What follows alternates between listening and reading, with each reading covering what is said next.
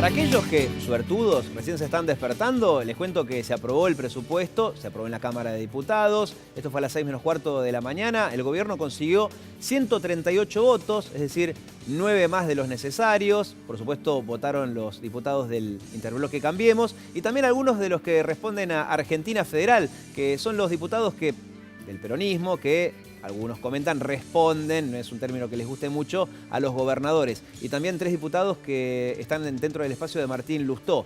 Se aprobó el presupuesto.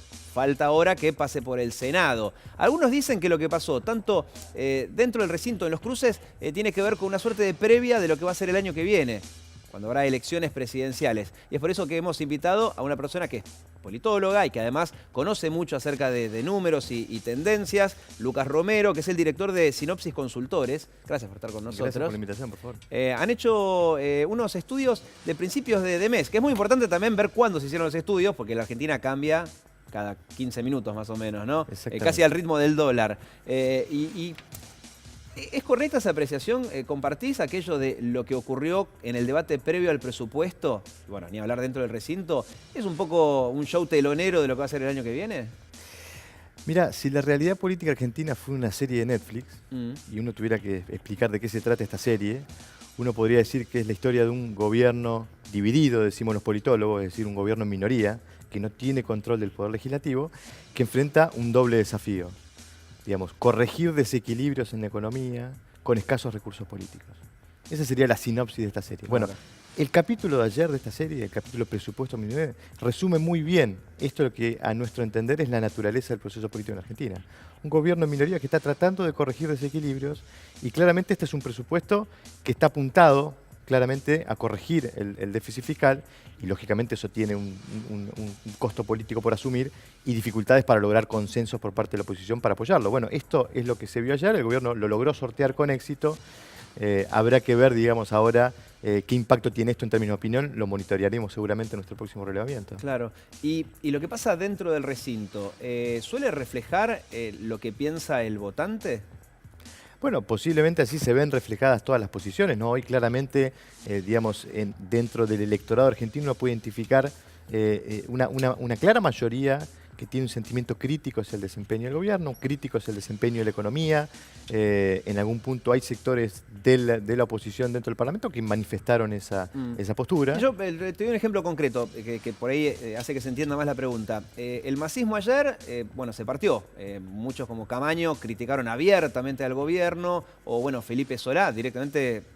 no se separó del partido, pero sí creó su propio bloque, mientras otros masistas son todavía un poco más contemplativos. O el partido de Martín Lustó, al revés, acompañó el presupuesto con críticas, pero lo acompañó. Entonces yo digo, el que votó a Massa en la elección de hace 4 años, que parece ciencia ficción ya, ¿está así de dividido, por ejemplo? ¿O el que acompañó a Martín Lustó piensa como piensa Martín Lustó ahora? Sí, efectivamente, y esa es la dificultad que tiene esa tercera posición, que es una tercera posición que tiene en su interior, en su base electoral de apoyo, incluso ese tipo de fracturas y divisiones, ¿no? Al electorado no hay que mirarlo bajo 2 categorías, hay que mirarlo como un continuo, ¿no? Donde uno tiene una porción del electorado que ha venido manifestando apoyo consistente a este gobierno, y ese apoyo se va degradando, pasa a ser un apoyo muy blando y empezamos a recorrer después una oposición blanda para llegar a una posición más dura. Es un continuo.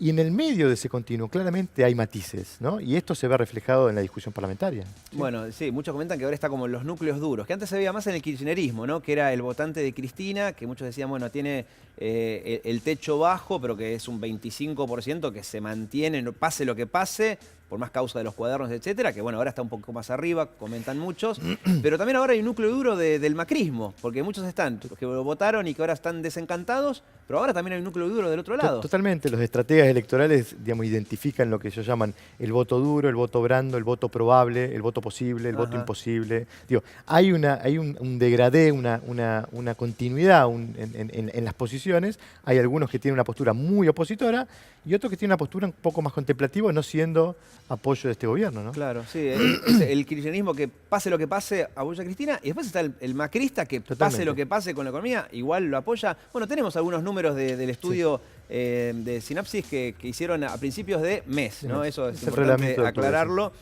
Sinopsis Consultores se llama la empresa, o mejor dicho, la organización que hizo este estudio. Tenemos los primeros números de este relevamiento que se hizo a principios de octubre.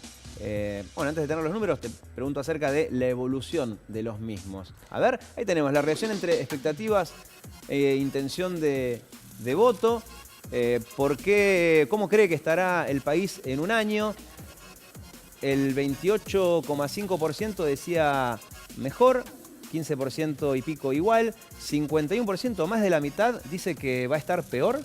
Ese gráfico es muy interesante porque lo que hace es que cruza dos variables, ¿no? ¿Cuál es la perspectiva que está teniendo la gente sobre el futuro del país y cuál es la tendencia de voto que tiene esa gente? Claro, del otro lado está lo que intenta marcar allí, ¿a quién votaría? Lo que intenta marcar allí es que hoy, en nuestro último reglamento, la intención de voto al oficialismo es de 32,9. Un tercio del electorado viene manifestando de manera consistente su apoyo al oficialismo. Ahora, dentro de ese electorado, solo el 28% cree que el país va a estar mejor. Y te agrego otro dato, solo el 26% aprueba el desempeño del gobierno. Y te agrego otro dato, solo el 19% cree que su situación económica personal va a mejorar el año próximo. ¿Qué nos dice eso? O sea, claro, hay gente que va a votar al gobierno a pesar de que cree que no va a estar mejor el año que viene. ¿Qué nos dice eso? Claramente lo que nos está diciendo es que dentro del apoyo al oficialismo hay una porción de ese apoyo que no está explicada por motivaciones económicas.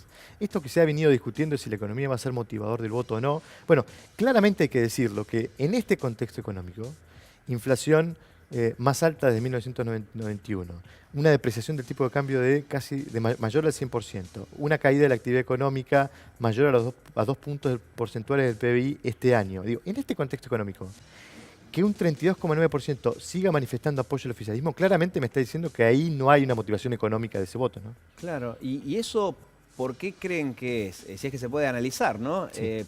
Porque la persona que va a votar así no tiene problemas económicos y cree que a él por lo menos no va a estar peor, Tiene 4 respuestas a esa pregunta. A ver. Cristina Fernández de Kirchner.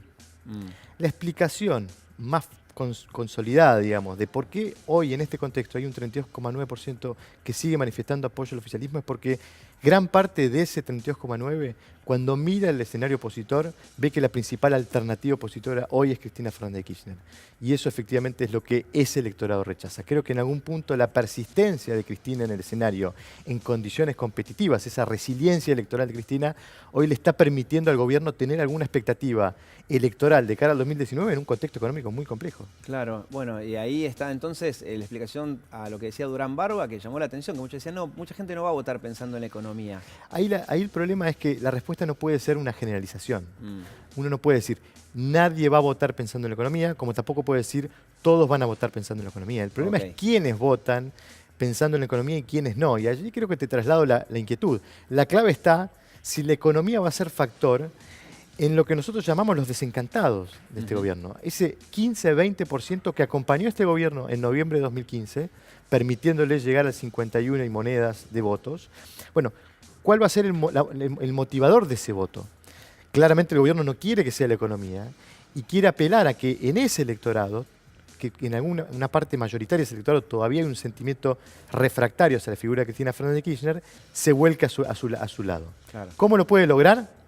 Si la que está enfrente es Cristina Fernández de Kirchner, ¿no? Claro. Esa es la estrategia dominante del gobierno. Va a trabajar para que efectivamente ese sea el escenario porque es el escenario más conveniente. La política argentina es maravillosa. O sea que el gobierno está trabajando para que Cristina sea la candidata de la oposición.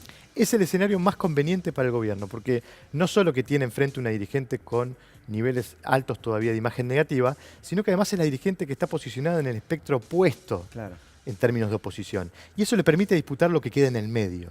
Entiendo. Yo siempre pongo un ejemplo de lo que le pasó a Rodríguez Larreta en 2015, que el que lo llevó a un balotaje no fue Filmus, el candidato más opositor, fue Lustó, el más moderado. Y eso le impidió a Rodríguez Larreta seducir el voto más opositor que había quedado afuera. Bueno, en algún punto el gobierno intenta que ese escenario no se le repita en 2019. Clarísimo. Que no sea un candidato moderado el que lo llevó a un balotaje, sino que sea el más extremo. Y tenemos otros números más que forman parte de este estudio hecho a principios de este mes. Vamos a compartir los números y por supuesto, la explicación. El contexto teniendo en cuenta, bueno, ciencia ficción, ¿no? De acá a octubre pueden pasar muchas cosas más. Pero hoy la intención de voto por espacio político dice esto. Cambiemos y el kirchnerismo empatados en 32-9. Peronismo Federal, que es este grupo que intenta mostrarse como una alternativa al kirchnerismo dentro del PJ, 10,6. Y después, bueno, un restante de progresismo, 6,3, izquierda 2,4, etcétera. Está muy polarizada la cuestión. Totalmente, creo que ese gráfico tiene un error, digamos, en la presentación, la visualización de los datos. Ese 32,9 de apoyo al kirchnerismo habría que ponerlo en el extremo opuesto al oficialismo, porque eso permite un abordaje posicional. Entonces, lo que nos está diciendo hoy el escenario electoral, hay un tercio posicionado en su apoyo al oficialismo, un tercio posicionado en su apoyo al kirchnerismo, y el tercio restante está en el medio. Es muy heterogéneo. Y cuando digo está en el medio es que tiene posturas quizás críticas hacia el gobierno, pero también tiene sentimientos de rechazo y refractarios hacia el kirchnerismo. Ahí es donde el gobierno ve una luz de esperanza, apelando a que efectivamente si la confrontación es con el kirchnerismo, evidentemente alguna parte importante de ese electorado que está en el medio pueda volcarse a su lado para darle la reelección, ¿no? Y vos que te dedicas a esto, y que se sabe que la Argentina, la política argentina, igual que la economía, tiene una dinámica que en los países nórdicos no se ve. De acá a un año, ¿no? Que es el tiempo que falta para las elecciones del año que viene, ¿puede cambiar mucho este panorama, este escenario, o no?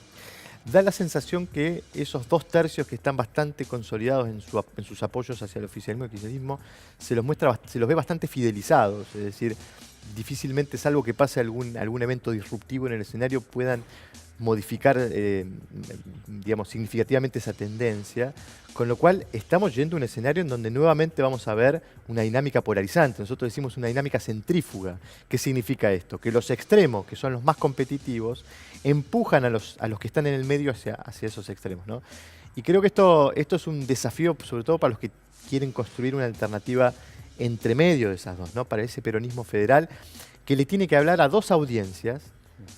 Y es difícil tener un discurso que seduzca a las dos. Digo, ¿cómo hace uno para dejar contento a los hinchas de River y a los hinchas de Boca, ¿no? Claro. No hay casi margen para poder tener un discurso seductor si uno no adopta alguna de las posiciones dominantes en el escenario, ¿no? Clarísimo. Muchas gracias. No, gracias a ustedes por la invitación. Por estos estudios y por la explicación.